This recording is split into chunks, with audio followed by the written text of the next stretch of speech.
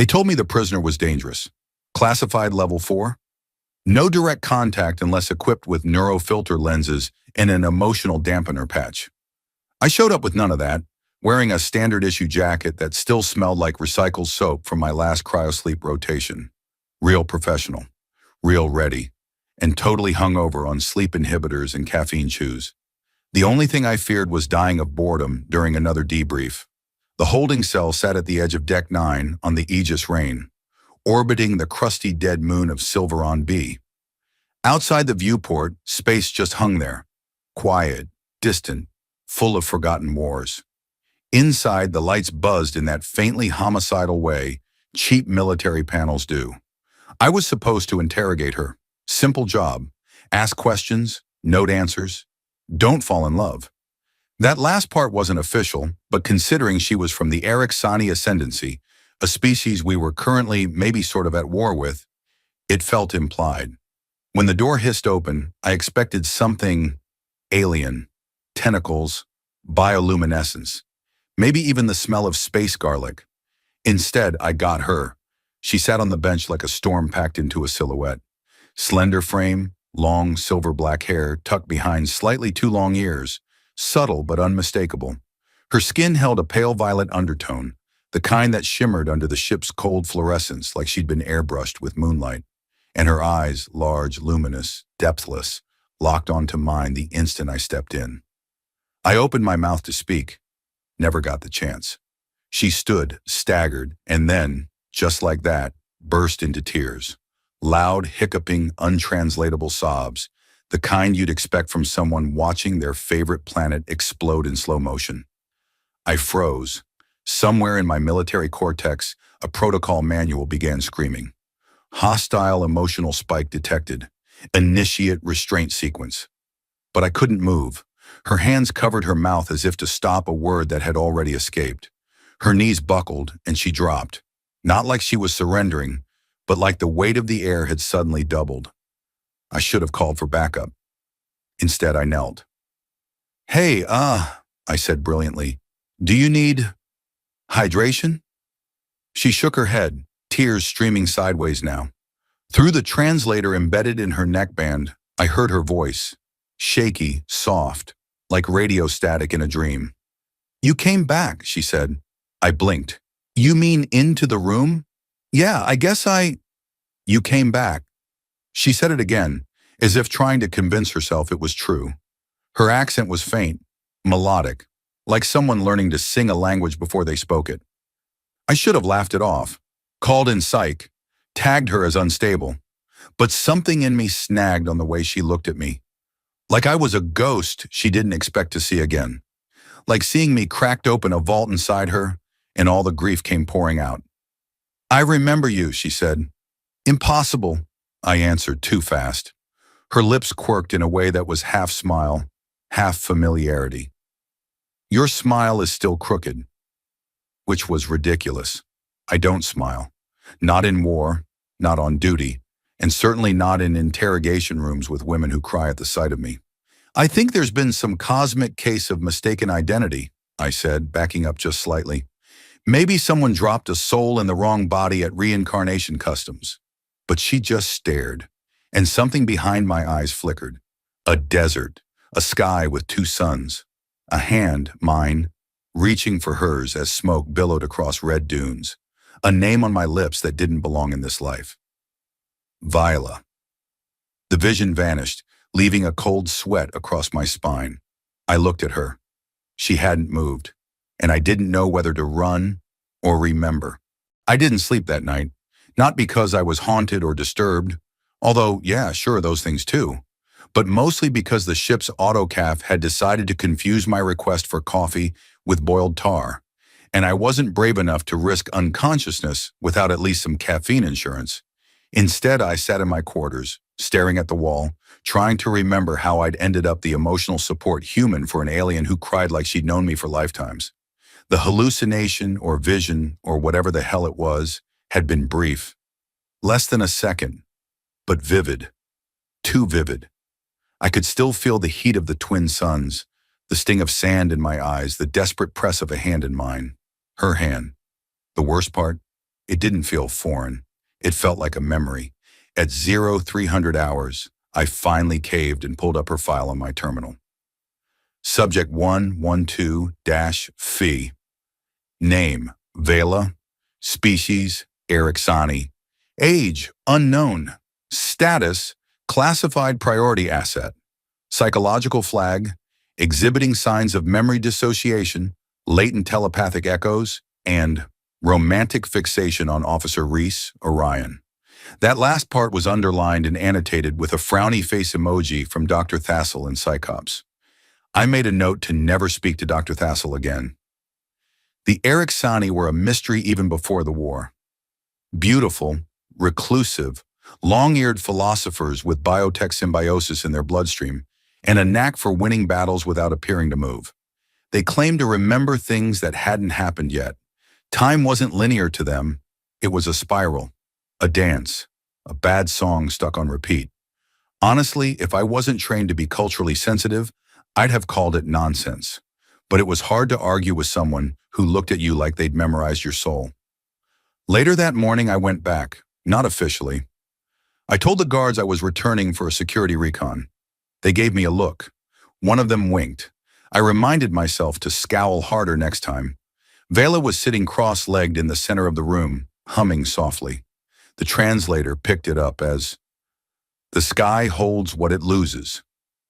Poetic. Also, confusing.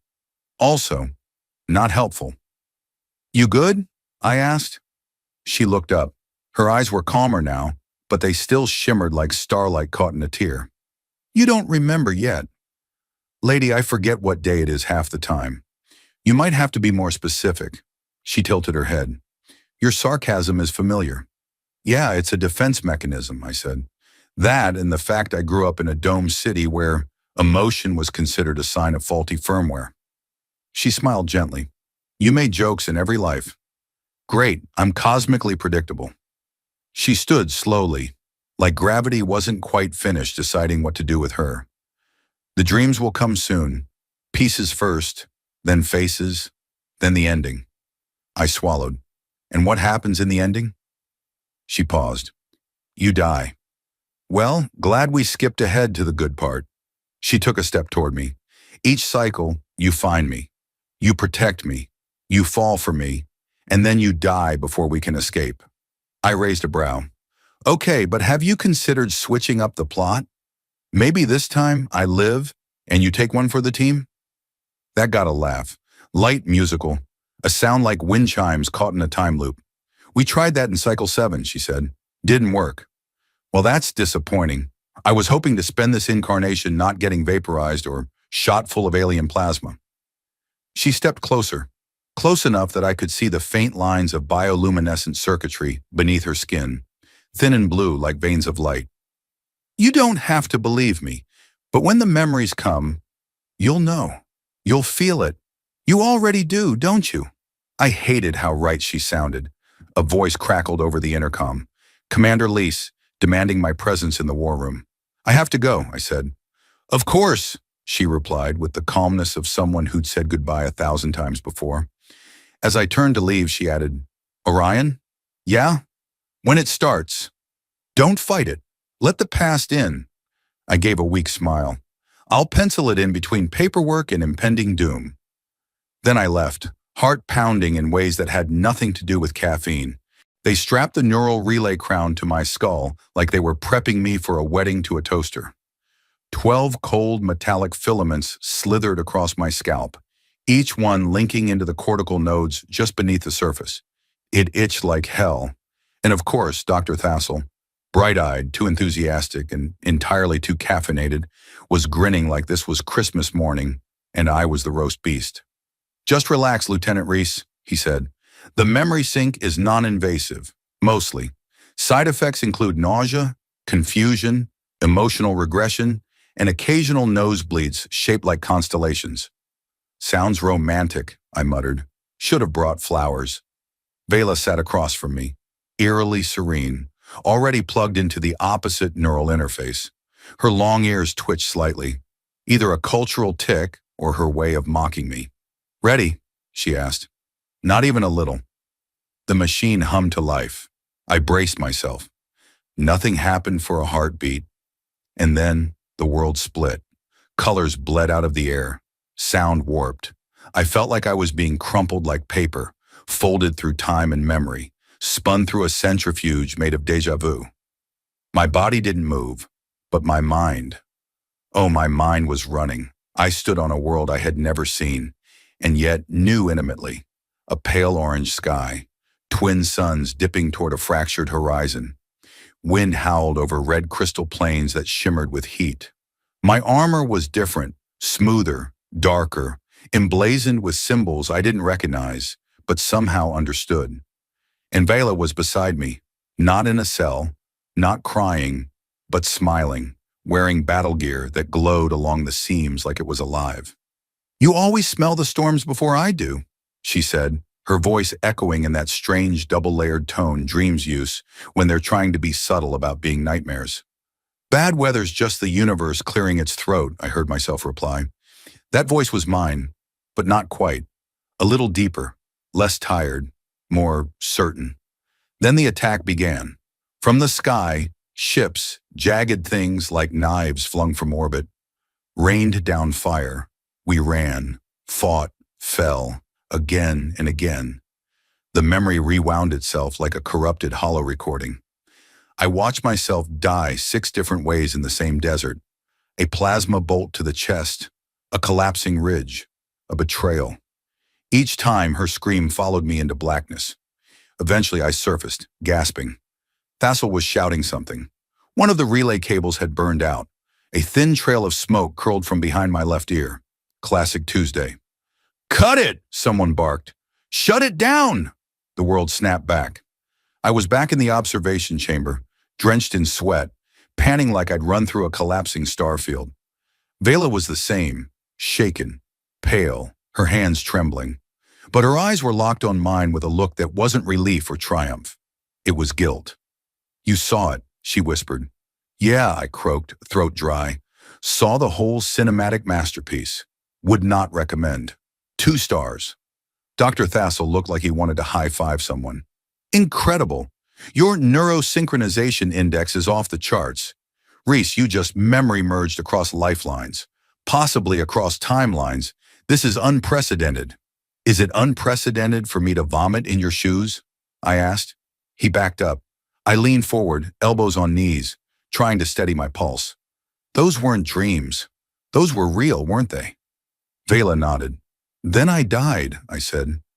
"Each time," she said softly, "trying to save me."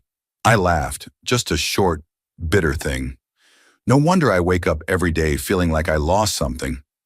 She reached out, her fingers brushing the back of my hand. A jolt of something passed through me.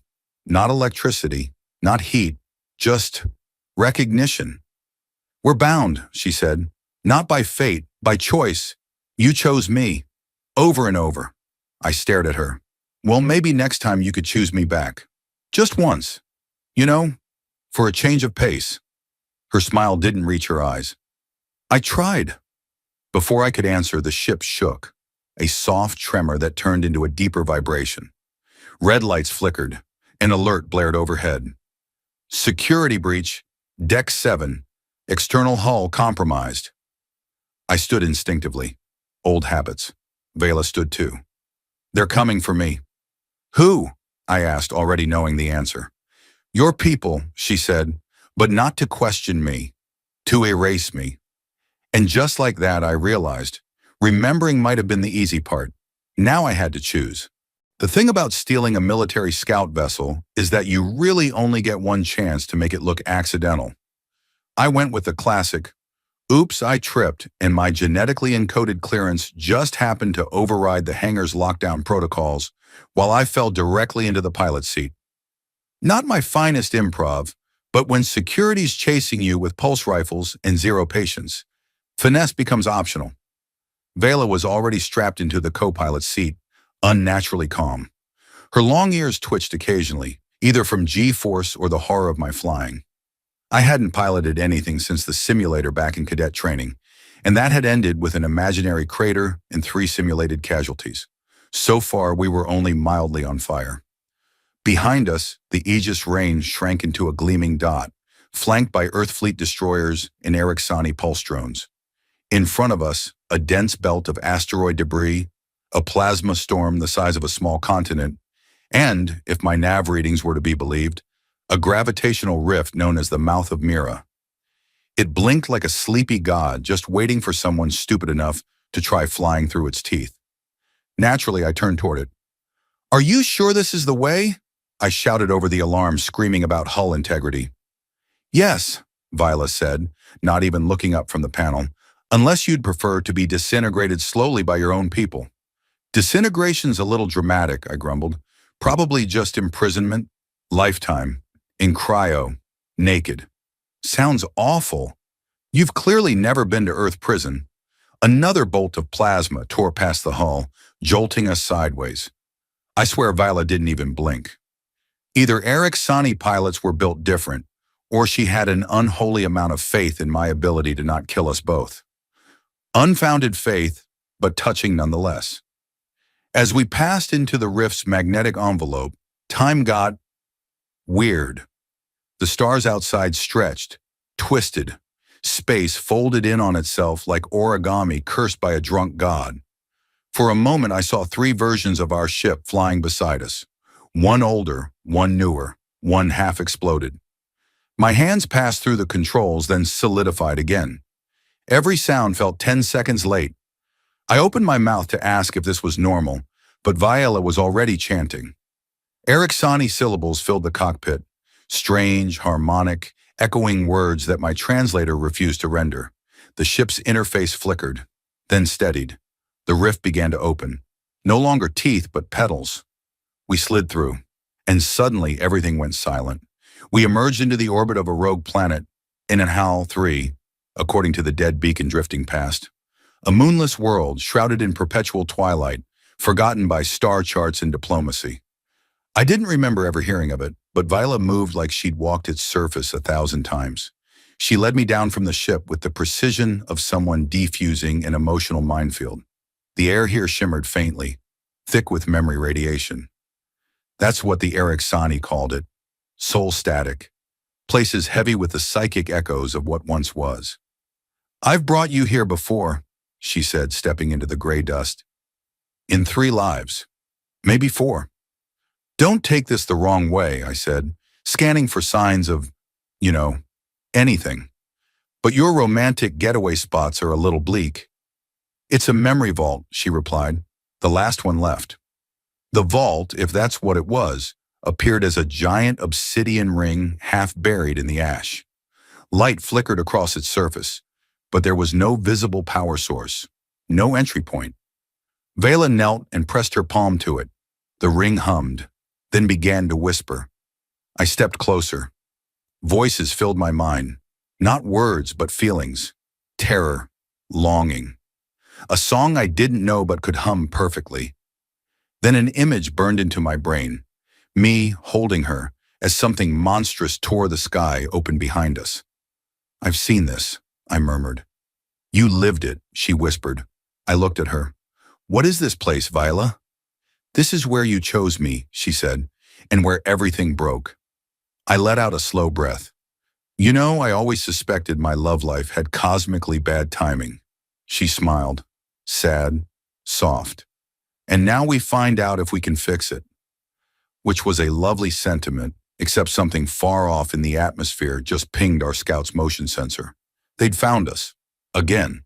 Mathura wasn't on any official star charts, not unless you counted the scribbled, half-erased notes in ancient Ericsoni scrolls, or the obscure interstellar black market maps sold in neon-lit bazaars on Threx. The hidden moon hung in the shadow of a gas giant, cloaked in temporal distortion fields that made even the most sophisticated Earth fleet sensors hiccup and hiccup again.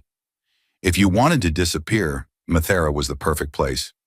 Viola guided me through the twisting labyrinth of bioluminescent caves, walls pulsating with a strange, living crystal that hummed under our touch. I was half expecting to see a welcome sign, but the only greeting was the faint echo of voices, whispers of souls long folded into the moon's memory. "Welcome to the Keepers," Viola said softly. The elders awaited us in a vast chamber carved from amethyst and light, their translucent skin revealing glimmering chronocrystal implants that pulsed like distant stars.